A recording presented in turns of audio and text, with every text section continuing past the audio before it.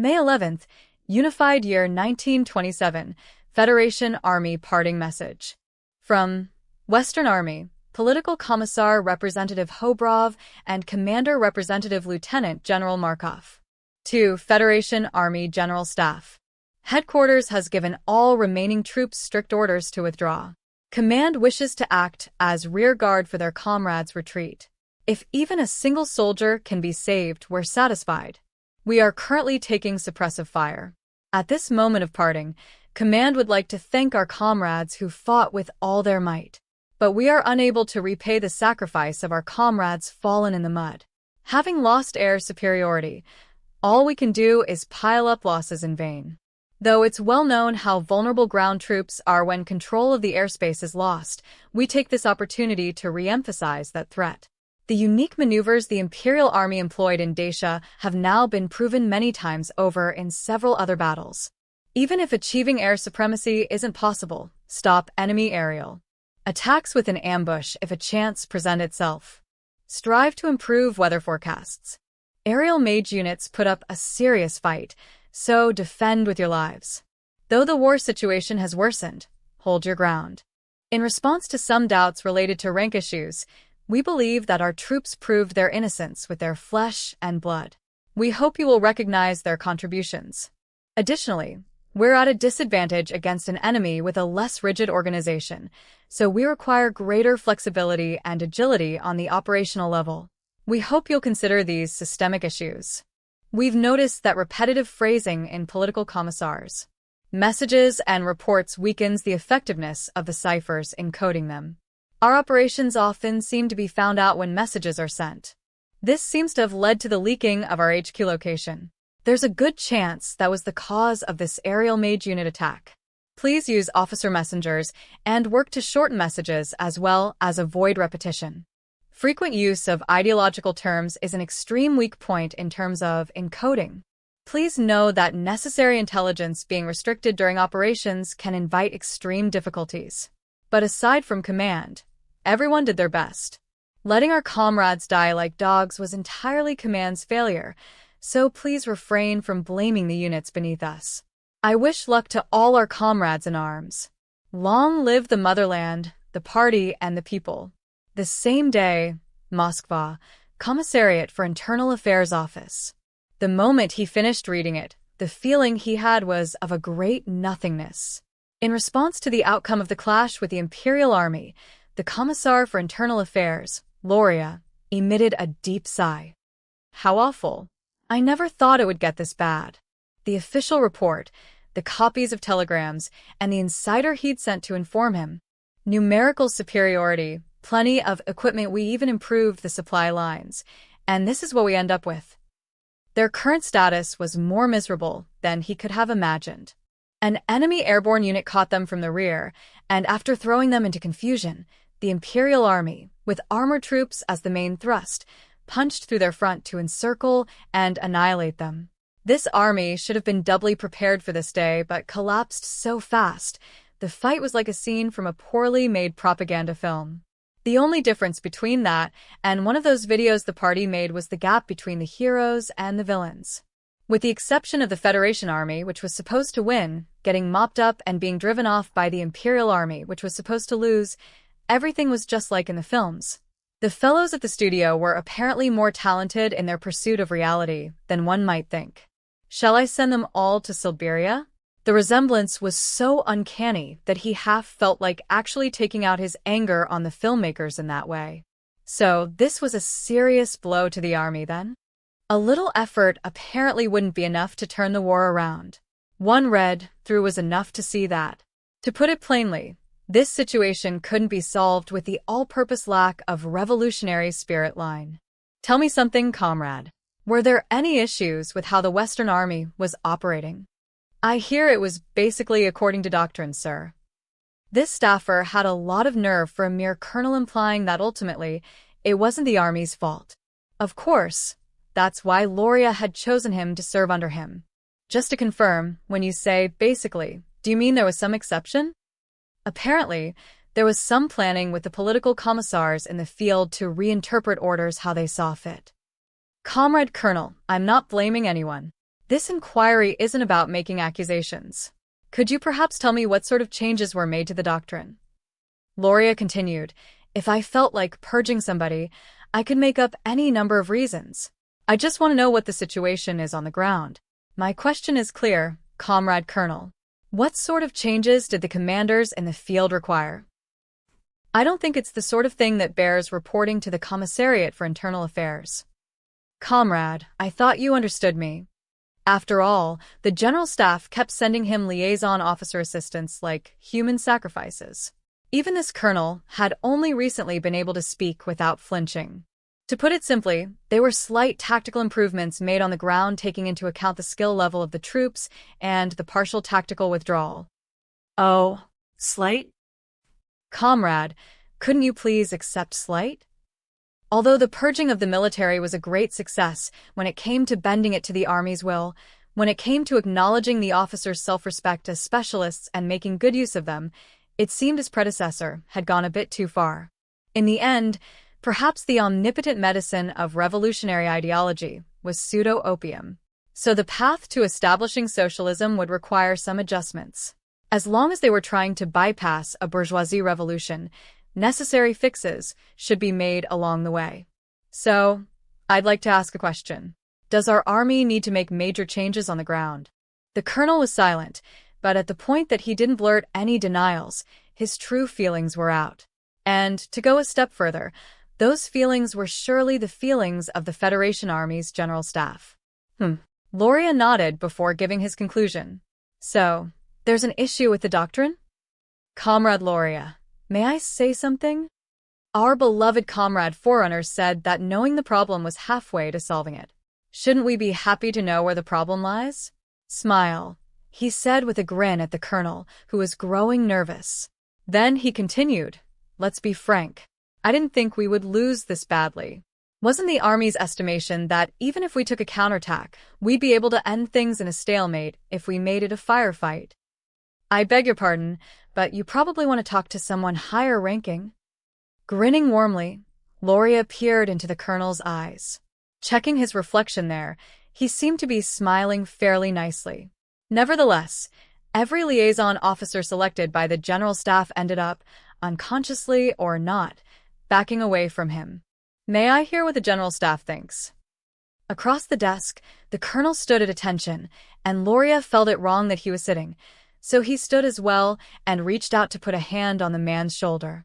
The colonel had a fine physique with plenty of muscle. If Loria sent him to the lager, he would be a decent source of labor. But specialists like him had to be made to contribute their specialized knowledge. Loria knew that was more profitable for the party and the motherland. Hey, comrade. I'm merely interested in hearing what a specialist such as yourself thinks. I'm not going to tell you to turn in your superior or inform on anyone. You understand that, right? Loria, for his part, had already stationed whistleblowers and informers in the General Staff by the gross. There was absolutely no need to have this colonel take that role. What he needed wasn't a report from an agent, but the mainstream view of a specialist on the inside.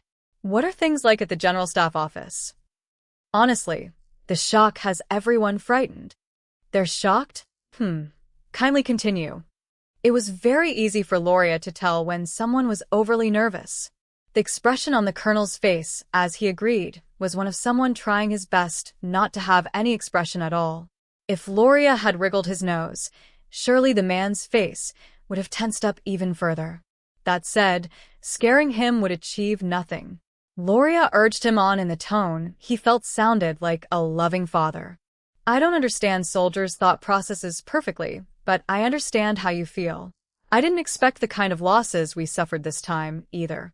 So, at Loria's comment, the colonel, nodding, opened his mouth to speak. Our superiors sent in their pet security division and a division of artillery. We were fully expecting excellent results. No one thought it would end like this. Atrum. Loria growled and fell silent. It wasn't as if it was a horrible habit, but higher-ranking officers of the General Staff were exceptionally talented at making safe remarks. He was capable of discarding the linguistic flourishes, but he couldn't for the life of him fathom why the colonel felt it necessary to give a report that simply rephrased the word shocking. Is he that hesitant? In that case, I definitely have to know what's going on. Let's stop beating around the bush. What happened? I want to believe we put forth our best efforts, but... May I speak frankly with you, Comrade Commissar? Of course, Comrade Colonel. Isn't that a given? If there is anything at all I can do for the people, I want to hear about it. There, Loria realized he didn't phrase that well. The colonel before him, who had gone pale as a sheet, was like a little bird right before being sentenced to exile in Siberia. That wasn't Loria's intention this time, but since he had used the same line to clean up a great many reactionary elements, including his predecessor, perhaps it would be better if he changed his phrasing. It seems like I should rephrase that, comrade. And a not at all dash. Yes, I should. Loria shut him up with a wave of his hand. Even if the army gets any punishment for the defeat, it will be left up to the court-martial. I personally guarantee that the staff of the Commissariat for Internal Affairs will not intervene. Relax, he said grandly. And the reaction was extreme. The colonel, who until moments ago had been one step removed from a corpse, came back to life like Lazarus.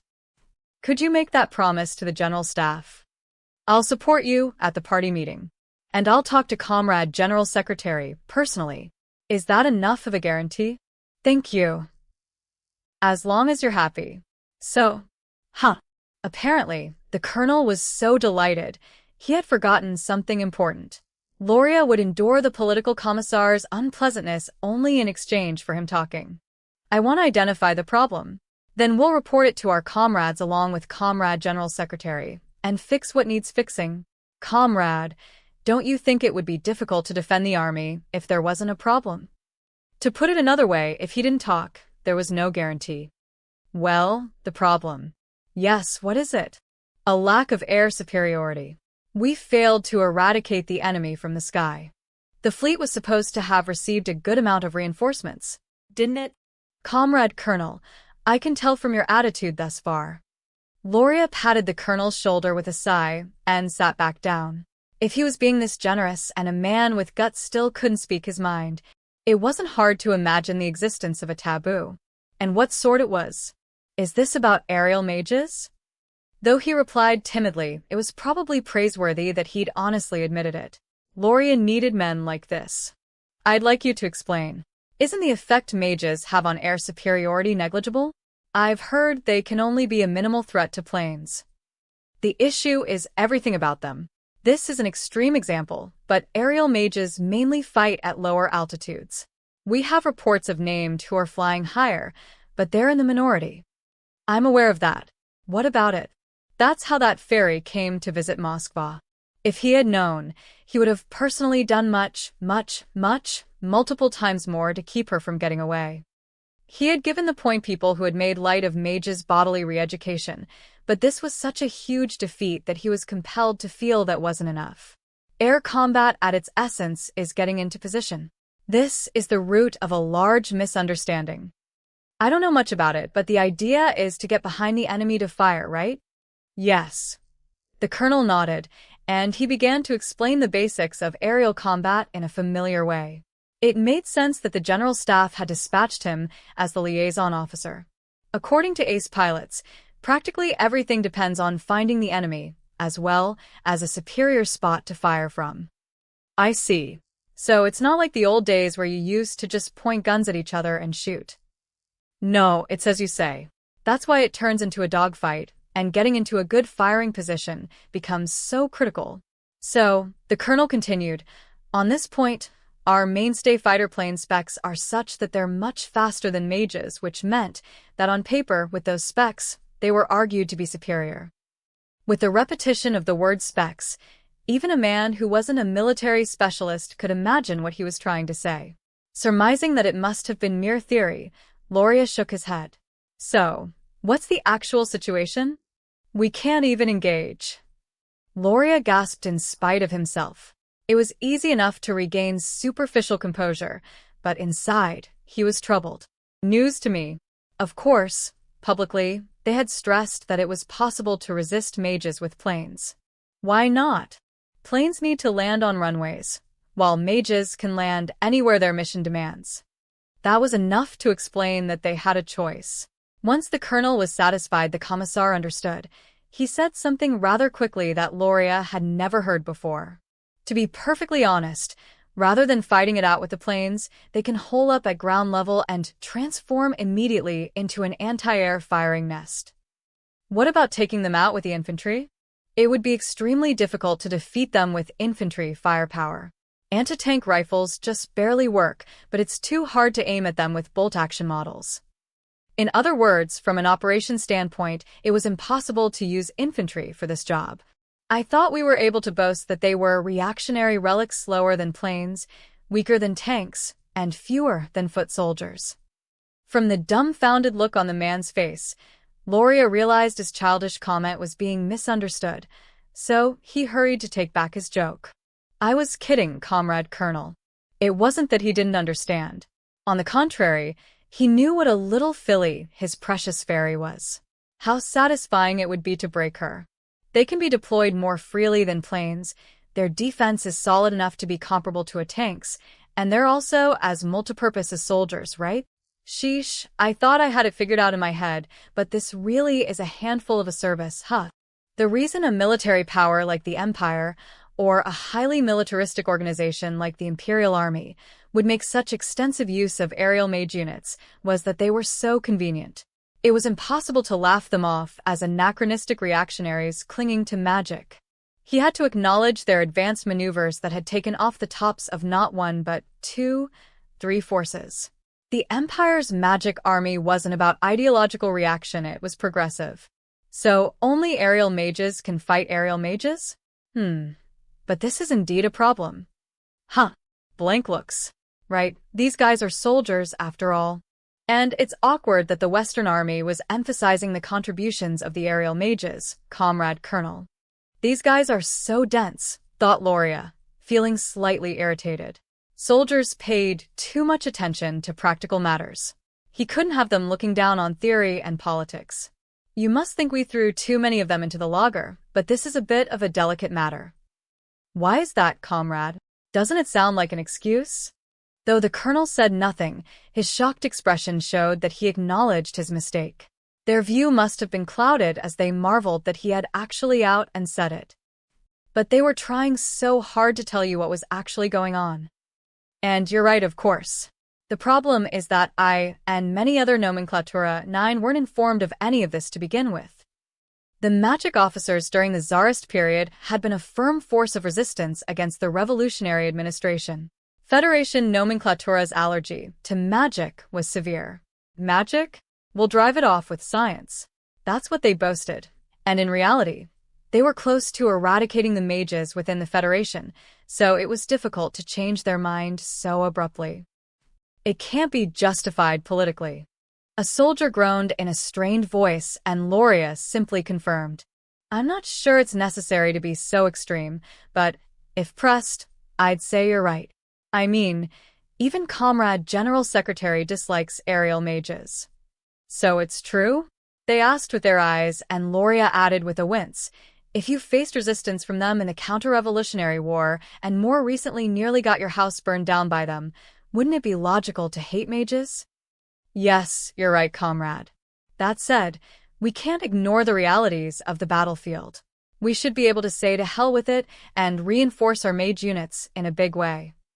Loria was used to being stared at in disbelief. But getting a look containing respect from sober soldiers undestroyed by ideology made even him blush. We have to use anything we can. That's war. Digging up and learning the minute details about these creatures known as aerial mages while chasing the fairy, his precious one, was a major factor. We can use aerial mages. No wonder the previous establishment had made such good use of them. That was the conclusion this capable pervert of a political monster Loria arrived at. Though it was a sensitive matter, politically and ideologically, to praise heroism and magic theory too much, he had to admit that aerial mage units had their uses. He sighed quietly as he lamented, at this rate, the state will regret not conducting proper magic aptitude tests. Mages were the elites of the Tsarist era. In response to the revolution, mages had long been seen as enemies of their class. In the context of the Federation, it was like being born in original sin. For that reason, though the Federation's Communist Party recognized that mages required re-education, the idea of actually performing an extensive search for talent was missing. Well, that made sense. Nobody wanted to go anywhere near that taboo. To tell the truth, they had the technology to test for magic aptitude, but it was used to expose anti-establishment factions. If they wanted to throw someone in the laager, they tested the person, and if they had the aptitude, they were locked up for being a mage in hiding. It wasn't called a modern witch hunt for no reason. Sheesh. Loria shook his head. His specialty was politics, not the military. Things outside one's area of expertise went better when left to an expert on a leash. Shrugging, he winced. I'm not cut out for this. Then he reached for another document case and began to look over the neat bundle of papers. Now then, I have to read these results. They had suffered a major loss on the lines against the Empire. The Politburo was even unofficially debating a temporary compromise with reactionary influences. Wouldn't a ceasefire and peace happen if the Empire was reasonable? It was easy to imagine many party members thinking that. But, as far as Loria could see, it was unclear whether they would get a ceasefire, much less peace. The Federation Army had suffered a major defeat. The Imperial Army was winning fight after fight. If no one could beat the Imperial Army, then peace was a kind of theoretical, and only a theoretical, and a ceasefire would be difficult to accomplish. Loria remembered with a wince how many times they had gotten into battles over terms in order to reach a ceasefire agreement during the Civil War. All the numbskull obsessed with how things should be clung to the word probably. This was the definition of ludicrous. It took only one glance at human history to see how poorly this species understood anything.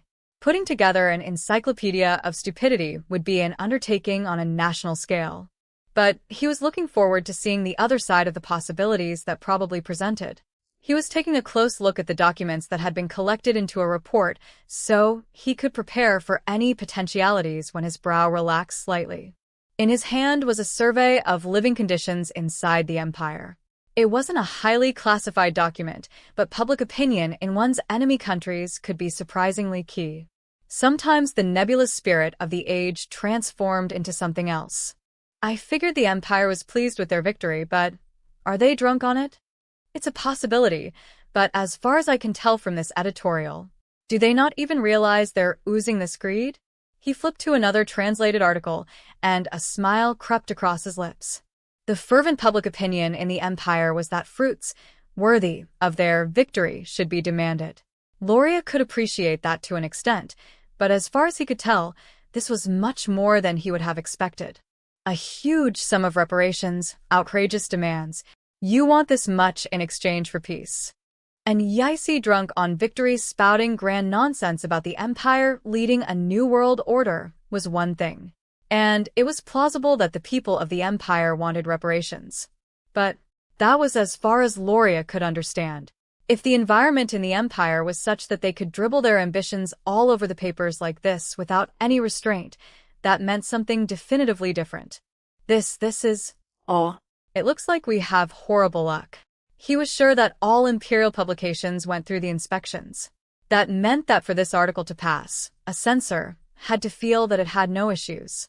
In that case, it represented their latent consciousness as a whole society. I thought there were people over there who understood politics, but I guess they aren't the ones in power. This is just so fascinating. He grinned inwardly. More than enough is too much. Apparently, we don't have a monopoly on repeating your mistakes. The Empire guarded its military secrets heavily, but in terms of politics, it was completely naive. They had far too little experience with this type of thing. It made their awareness of espionage, which was not low by any means, a miserable thing. Even Loria, who considered himself immune from pity, wanted to express his condolences. They were cautious against spies. It was both correct and idiotic.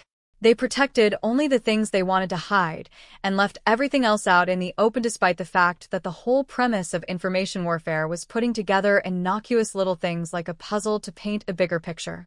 Loria's exhalation trembled with desire. So people really do support you when you're on the path to love. He thought he would have to give up on his sweet little fairy, but he was no longer anxious. The war will continue long enough for me to pluck her. This is what's so fun about autocracy. The Imperial Army probably thought they were censoring the press, but censorship wasn't enough. What the newspapers needed was guidance, but the Empire must not have understood that. The Empire was an old country, after all. They operated by tradition, so their imaginations were stuck in the old world. They were right to call themselves, their Reich, a military power. Their state was built by the army. They knew nothing of political influence, they had only ever flashed their swords. How utterly fascinating and ironic. Meanwhile, in the Federation, the party was supreme.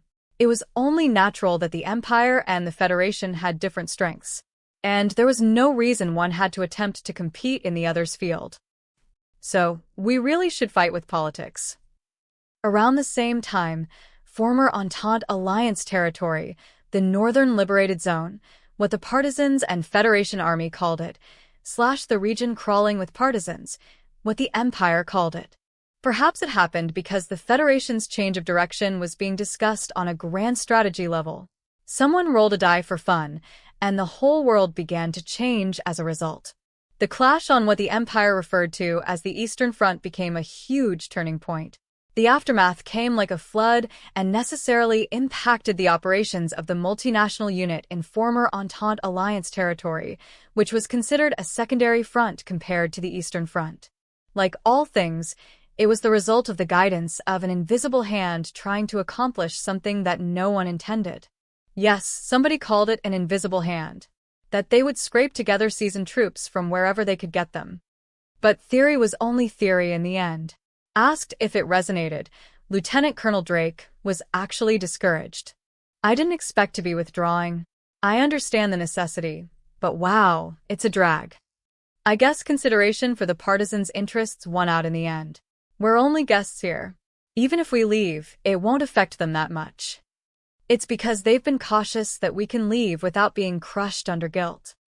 I guess we should be grateful for their wisdom. No doubt about that. Drake nodded emotionally to Michael's comment. What started as information sharing and propaganda had grown into building a network.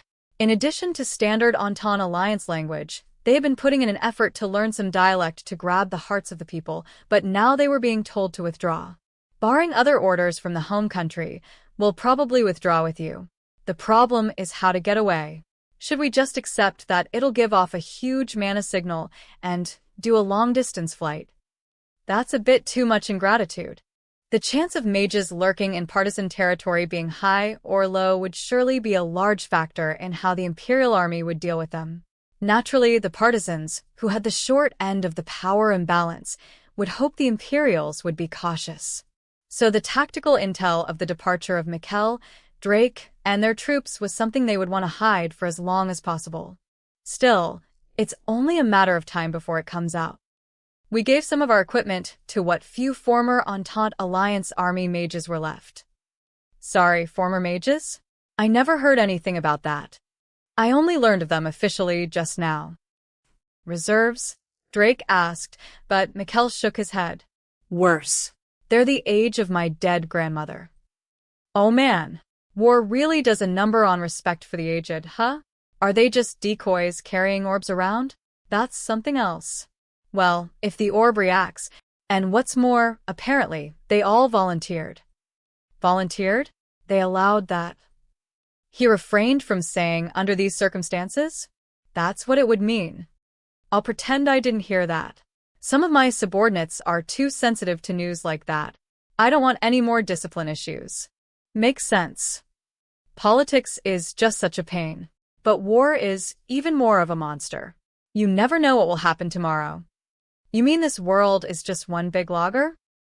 That's pretihun. Mikkel was trying to laugh it up, but his mouth was tense. Drake was considerate enough to pretend he didn't notice, but he had the feeling he had caught a glimpse of something that left him no room to say anything. The world outside is still better, Colonel. Out here, I can fight as a human and die as a man of my homeland. That's what you want, huh, sir? It really is. All right, let's explain to our guys that we're packing up. Well, the main lines will be a harder fight than we've had here. There's the potential to deal a real blow to the enemy.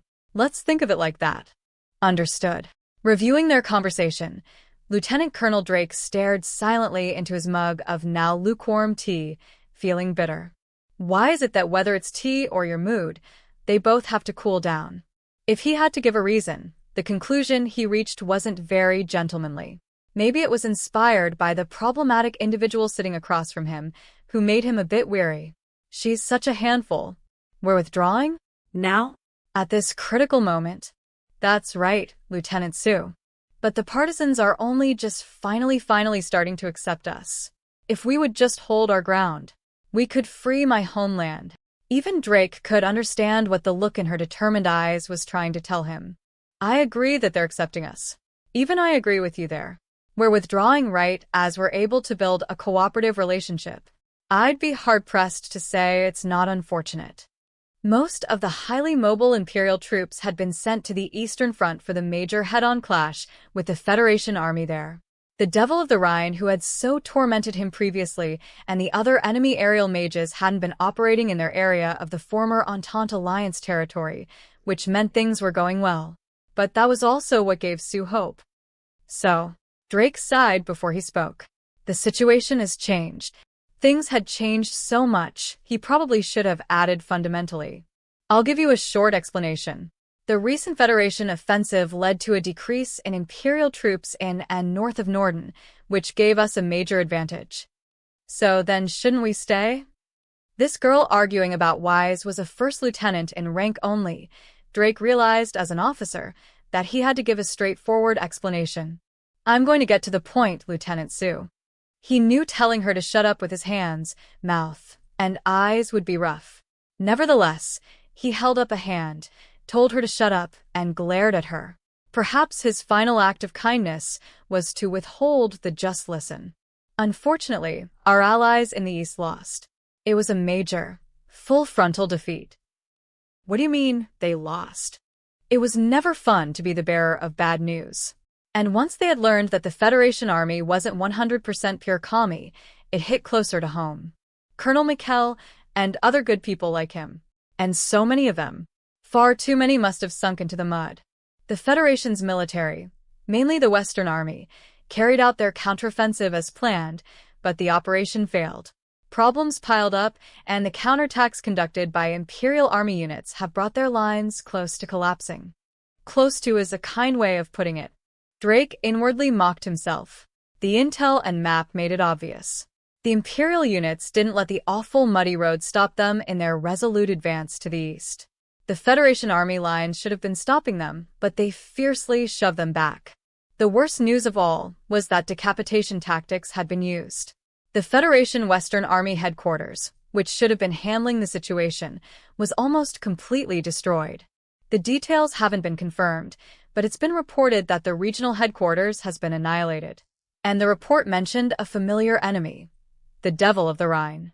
Those words, the Devil of the Rhine, had a dramatic effect. Up until that moment, Mary had been keeping a discontented silence, but at the mention of that name, her mouth twitched nervously. Her expression changed, and she stared at Drake for more information. He worked to keep from wincing and continued.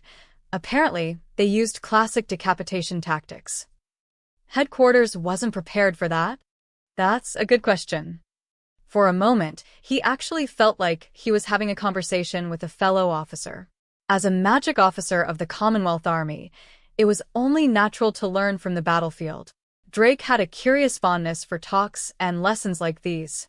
My personal guess is that it would be weirder if they didn't have a defense plan. It seems reasonable to think that they got punched through despite that. You mean even after taking preventative measures? I'm sure of it. Drake nodded without hesitation. Those measures are just trial and error, you know. So that means this enemy didn't leave room for a single error? Right. Drake nodded as if he had been thinking the same thing himself. And that mage battalion must have been those guys.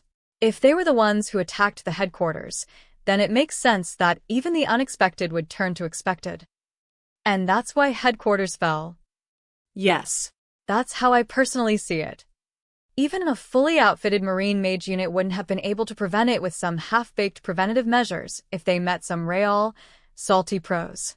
If Drake himself was ordered to protect HQ from those guys, he was anxious that he would have a hard time unless he could come up with something awfully clever. When we get back, we'll be able to read a proper report. Are we on the same page, Lieutenant? Yes, Colonel. Your view makes sense to me. How nice it is to just nod and say thank you. Sensing this was a good chance to have a talk with her, he continued, what our allies have found out so far is that the chain of command was destroyed so suddenly that things fell apart. Then, it was an encirclement and annihilation battle. Decapitation tactics. They came around so often, they might as well have been the Imperial Army mage unit's traditional performing art. Apparently, even if you resisted by strengthening direct support and using every anti-air gun you had, Imperial aerial mages would somehow find a way through. After Mary heard that explanation, she asked a single question. Were there any other reports about the Devil of the Rhine? There are signs she's operating on the Eastern Front. Unfortunately, it's hard to get any information besides that. As he apologized, he finally got to the point. So that's why we need to move.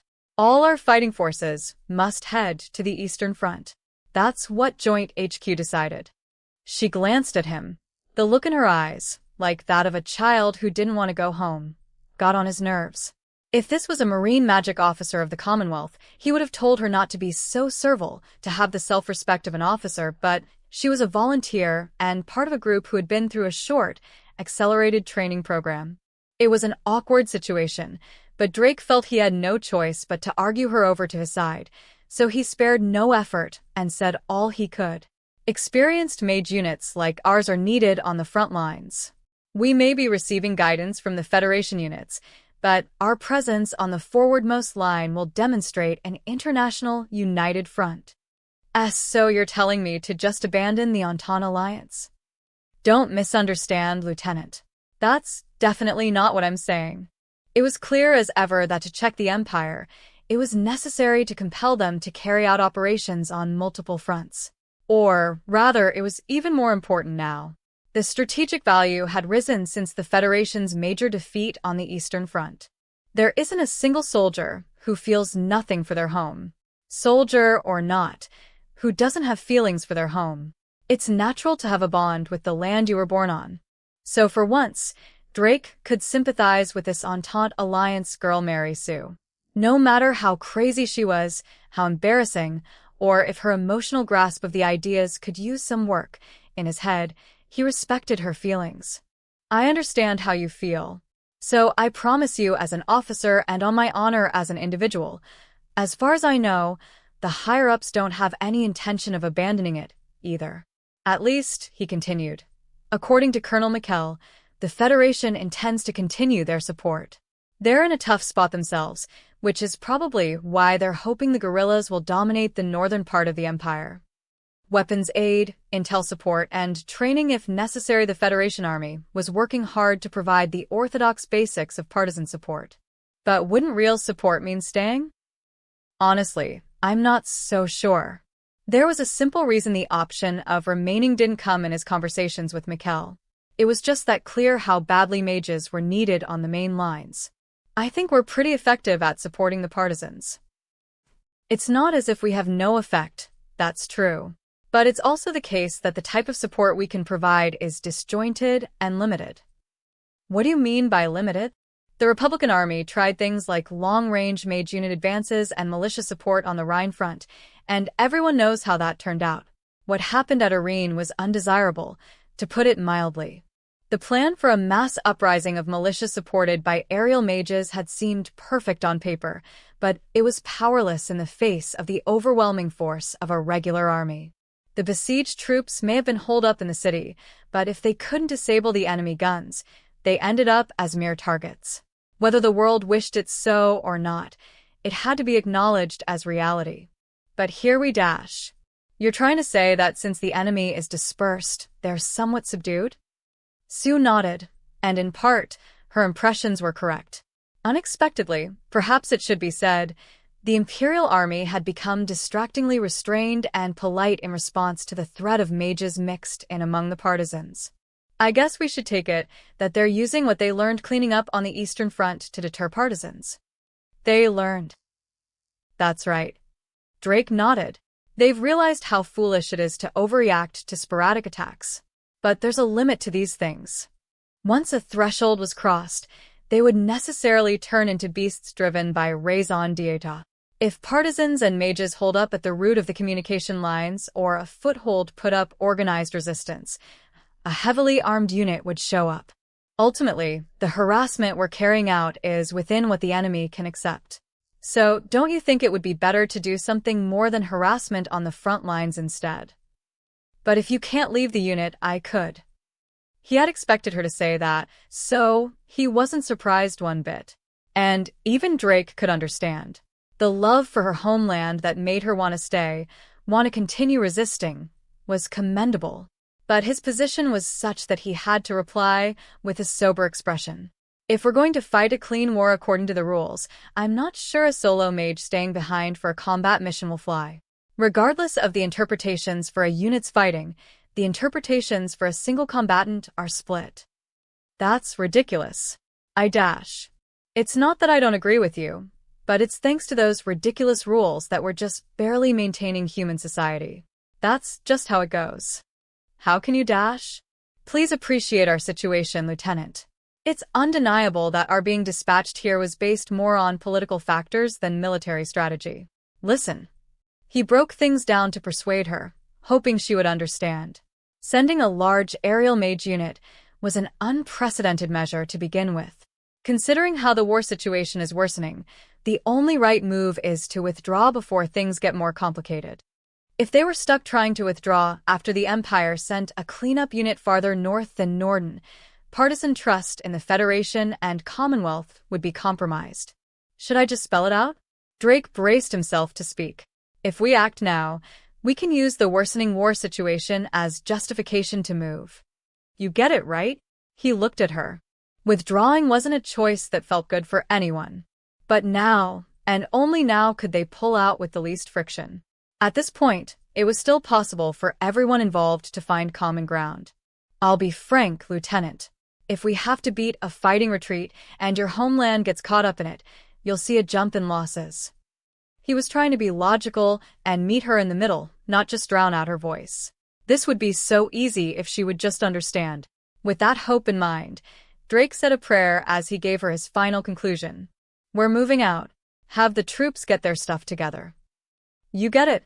If she would understand, even if reluctantly, if she would just understand as an officer, as a soldier, with some part of her mind, will we or I be able to come back again? Let's hope so. Hope. Understood. You do? Thanks. That was a little nod she just did. At that moment, a weight was lifted off Drake's shoulders. He could have cheered. Even naval artillery shells are lighter than this, he thought. His face muscles were threatening to grin, but he pulled them into a sober expression. If we can, it would be great to see everyone again. Yes, it would be great if we could all safely meet up in the future.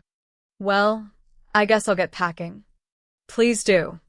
Sue looked the same as ever as she saluted, but to the extent that he could see her endeavoring to imitate the officer manual, he could at least term her a novice soldier. Has she ameliorated some of the nonsense in her behavior? No, what is it? Something standoffish? Wait. He abruptly called out to stop Sue as she was about to leave the room. Could you wait a moment? Something was bothering him. That was all. But Drake's hunches were what had allowed him to survive so long. Lieutenant Sue, tell me something honestly. Sir? Having discussed it this much, I think you understand that we can't leave you behind, but… NGH. Yes, sir. You want to stay so badly that you would go absent without leave? Colonel Drake, please? I can't let you do that. There's no way.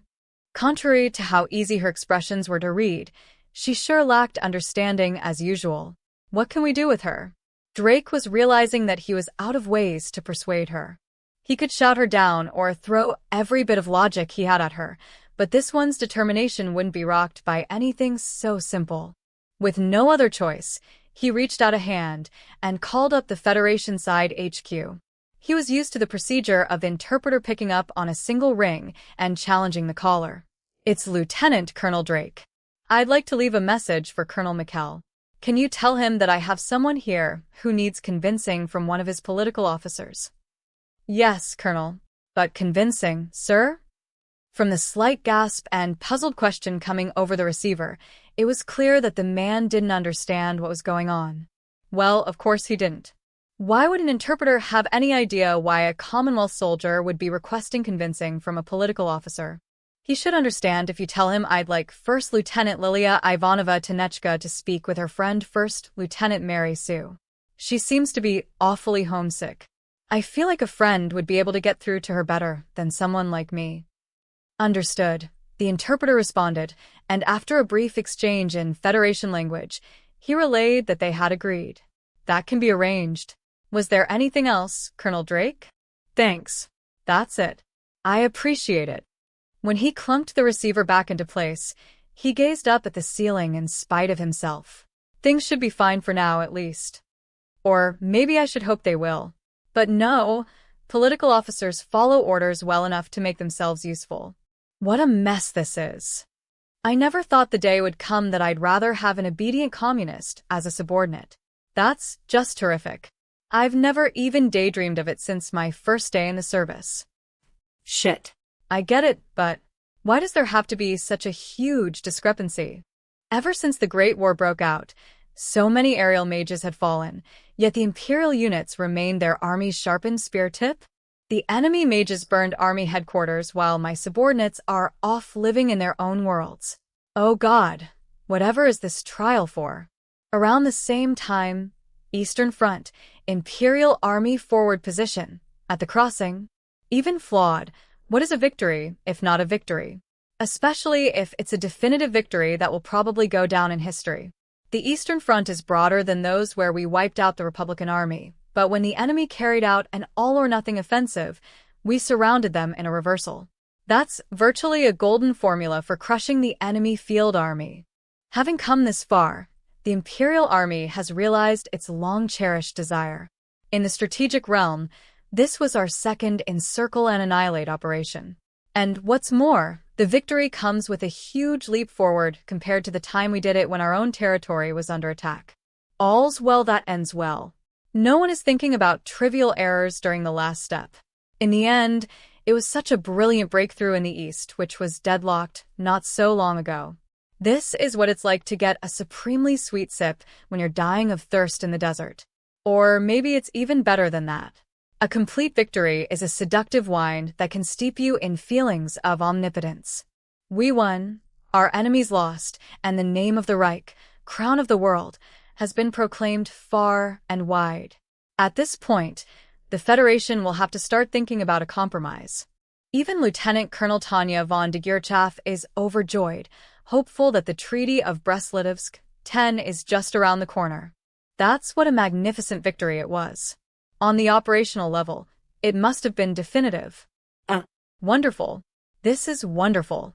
With a smile like she's gotten exactly what she wanted, Tanya strokes her relaxed cheeks in spite of herself. When was the last time I smiled from my heart? After getting thrown into this stupid world by being X, I've been struggling in the Reich with its mess of crazy neighbors, and finally, there's some light at the end of the tunnel. I'm ready to raise a hearty cheer. Though we may have let some of the defeated remnants get away, all that faces us is the Federation, having lost its field army. If the Council for Self-Government is encouraged by our military victory and becomes even more pro-empire, peace and security should be possible after the war. It'll be at least 20 years of peace. Given that much time, they'll secure a splendid position in society, defect, make a name for themselves, or carry on with a peaceful, secluded life. They'll have the freedom to choose how to live. Freedom.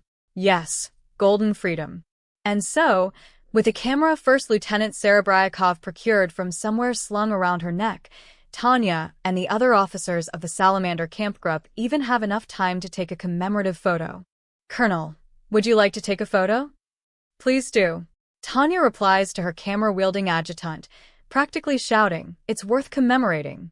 In her buoyant mood, standing on the bridge they captured and posing. What a great job the airborne guys did securing this position unscathed. And I never thought we'd have so much film. It reminds me of MOSKVA. MOSKVA, Lieutenant. Yes. Serebryakov nods with an unaffected smile. Because we used film we borrowed from the Federation. Oh, that's what you mean, right? Photographs and video may be different media, but the two occurrences shared the fact that they had played around with equipment acquired on the ground.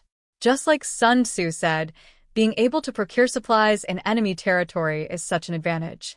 It's efficient, cost-effective, and, best of all, doesn't take a thing out of your own pocket. Tanya is in such a good mood. She asks Serebryakov for something she never would normally. Once the photos are developed, bring me a few. I'd like to hang them up. It may be quite different from selfies on social media, but it's always a good idea to have some material to show off. Photographic evidence for discussing one's career with a worldly air is incredibly important. I was there that day. It's a practical application of signaling theory, or perhaps an extension of it. Of course, please expect the highest quality finish. I will, naturally. Then she smiles and strikes some poses. Maybe she goes a little overboard, and just as it hits her that other people are watching, too. You're in a really good mood, huh, Colonel? You bet, Major Weiss. I'll say this, since it's you I'm talking to, but I'd be an awful party pooper if I wasn't happy right now. When she asks, don't you think? With a sidelong glance, everyone laughs, proud looks on their faces. Great coordination, she thinks, though she can't overlook the stern face on a mid-ranking officer she sees out of the corner of her eye. Apparently, he heard me making fun of him loud and clear. Hey, Colonel von Digoichov. Congrats on the victory. Oh, if it isn't Colonel Calandro. She salutes ostentatiously, as if she only just noticed him. He salutes so sincerely he must be good at putting on the right persona for the occasion. I congratulate you on behalf of your ally Ildoa. Thank you. The airborne guys really pulled it off. No, it must have been the organic coordination among all the troops and our allies. Perhaps, murmurs Calandro. The esteemed Ildoan guest worked so hard, but Tanya and the others have pulled off such an outstanding victory that they're a bit excited. Please allow me to commend you on the splendid job you did. Only hearing really is nothing compared to seeing. Whoever said a picture is worth 1,000 words had the right idea. Oh. Personnel, teamwork, support. I feel like I've gained a peek at a high-level way of combining these elementary factors. I'm honored. Tanya replies adroitly with a smile. Thank you so much for your kind words. You don't have to stand on ceremony. Those are just my genuine feelings. Well then. Congratulations, Colonel von Digoichov. Your state has really done it. I'm sure a ceasefire is only a matter of time now. You could say there's a diplomatic out in sight now, right? If we don't get tripped up. With all due respect, it's not within our grasp just yet. But practically it is no? The difference between almost grasped and actually in hand is subtle, but very real. Once upon a time, the Empire let a rat called de Lugo escape. When we realized he was less like a rat and more like a tiger, troops were sent to the southern continent. And now it has become evident that a few divisions down there won't be enough. Given that failure, she wants to make sure that this time, their victory is complete. Wishes come true if you don't give up. The army has the overwhelming advantage necessary to get the Federation to agree to a ceasefire. After achieving that difficult victory, the rest is up to the diplomats. Until the ceasefire is agreed upon and peace realized, we're still at war. And if it's war, then soldiers must continue fighting to win. Not one to let your guard down, huh? That's a fine thing. Tanya looks back at Calandro. Why would I? Tanya isn't such an imbecile that she would neglect learning from her mistakes and let victory slip away twice. Tuition for the teacher called experience is too high. Paying twice for the same lesson isn't cost-effective at all. Or really, it's just a waste. Security is the greatest enemy, they always say. And isn't the truth everywhere you look? I see. Calandro cracks a tired smile. You have a point. Generally speaking, you're right. But may I say something? Of course. You're young. No, I don't want you to take that the wrong way. What I really mean is look at all that you've accomplished at your age. It's praiseworthy. But there are some things you will only realize as you grow older. He laughs it off as the babbling of an older man. Tanya considers how best to argue back, but realizes none of the options benefits her, so she responds with a polite, vague smile. Silence is golden. Gold is justice. Ultimately, what wins is common sense. Colonel von de Geerchaff, no one wants to continue this ridiculous war at this ridiculous scale. If I may say so, the current situation is abnormal. I have next to no experience in society outside of the army, so all I can say is that we shouldn't rely on wishful thinking. But with these results, it must be a sure thing. Having suffered a defeat this massive, even the Federation, but any more than this is just trying to see the future, and it's not the sort of thing we mid-ranking officers should be discussing anyhow. Calandro chuckles, as if to say that he's making too many predictions. Don't you believe in the victory of reason, Colonel? I believe in my own reason, but I can't be sure about other people I hardly know. I expect them to be reasonable, but trusting them is difficult. But raison d'etat is different from the personal sort, isn't it? Besides, he gets a far-off look in his eyes as he continues. The members of the Imperial Army General Staff, at least, seem reasonable. I really am saying too much now. That's trouble for me. If a colonel is going to clam up, then won't a mere lieutenant colonel like me have to be even more silent? You got me there. I'm not usually so talkative. It'd be a lie to say I don't have an opinion, though. I know I should just be celebrating your achievements. Congratulations, that's really all I can say. To the opportunists, even if the Imperial Army's definitive win isn't awful news, it's hard to call it good. This is probably an embarrassing position to be in for a soldier from Ildoa. It's a stupid farce, but Ildoa even like that and the Empire are allied nations. To be frank, I just didn't think this would happen. Didn't think it would happen? Interesting. Tanya engages. She's incredibly interested in hearing on what basis Ildoa ended up trying to take advantage of the situation. Is this a chance for me to discreetly inquire as to how the Ildoan General Staff thinks the war will go? If you'll allow me to brush off the question like they do in your country. I don't doubt our allies' victory for a minute. Sure, says Tanya, about to thank him. Calandro is being awfully generous today. In the end, these guys are sensible. So, they weren't sure if the Empire could pull it off. Well, that's a reasonable level of wariness, thinks Tanya. The Imperial Army may be on a rampage against the entire world, but that in no way guarantees a victory on this scale. And it was close, so you can't even say they made assumptions without thinking and ended up being proven wrong. At least officially? Of course, officially. Excuse me. Everything you say is correct, Colonel. Sharing an unspoken understanding is a strange bond. Shrugging our shoulders and making liberal use of the space between the lines is actually quite intellectual and not unpleasant. What a rude lieutenant colonel you are. Well, I was raised in the field. I'm not sure what to say to that. Is this the sort of animal a silver wings recipient is? Perhaps it's the anticipation of being able to participate in civilized activities like this more often once the war is over that's getting me excited. Ceasefire, pacification, and then peace. At least I hope that's what happens. Well, I can't compete with that. I suppose I'll be going now. As long as you're here, why not tour the battlefield? I would hate for you to write in your official report that the Lurgen Kampfgruppe didn't show you much of anything. Tanya makes the offer out of pure goodwill. Calandro is nominally here to observe, and he's doing us the favor of going along with the Lurgen Kampfgruppe fiction. As luck would have it, the principal officers of the Salamander Kampfgruppe beneath the Lurgen Kampfgruppe happen to be free. I could have someone take you around. I appreciate the offer, but that's all right. Are you sure?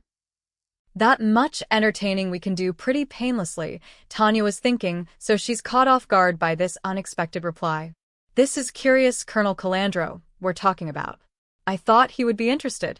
Let's just say I spent the day having a good long chat with Colonel von Lurgen. I can write that up with no trouble.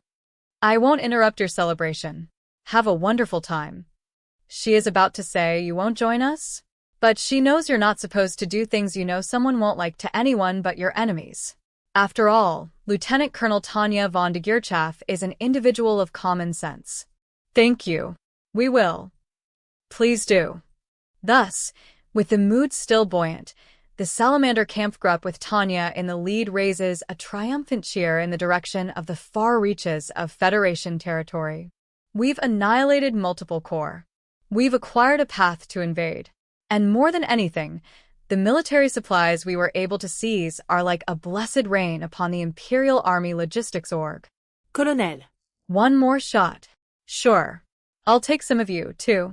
Everyone mingles, beaming, struggling to focus and take a picture with a looted cameraire. A trophy of war isn't something you get to do every day. Though she knows how to work one due to having used them on reconnaissance, she never thought she would have the leisure to take landscapes and portraits. The scent of civilization nearly moves her to tears. It's just such a beautiful fragrance. Wait a minute.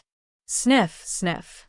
When she wiggles her nose, she detects a good smell. If it's real, it's something we haven't seen on the front lines in quite some time. Huh? Where'd that come from? It's a special ration from the beloved party, Colonel. We stole it from enemy HQ when we attacked. The camera, the alcohol, mostly provided by the Federation. Ah. Tanya shivers at the delectable horror of barbarian economics even as she enjoys them. Lieutenant Serebryakov, use all our funding, buy out the alcohol in the area, and serve it to the Kampfgruppe. Are you sure, ma'am? Of course. Oh, and one thing before I forget. The airborne guys did a great job, too. I want you to pay our respects. Certainly. I'll distribute some to them in the spirit of sharing. Commies are horrible precisely because you can start to think, even as a joke, that communism might not be so bad. If the unproductive practice of taking from havers went on forever, the efficiency of distribution in such a looting economy would be fantastic. Lieutenant Serebryakov, feel free to use some of the classified funds from the Kampfgruppe treasury, too. Find something we can nibble on. I'm sure our fellow troops have plundered more than they can get through even with their numbers. Encircling multiple Federation supply bases means we've seized a ton of supplies. It's just a bonus, but it's one of the reasons the food situation is better on the front lines than the home front. In any case, wonderful victory, wonderful feast, and the smell of civilization. Victory is just that great.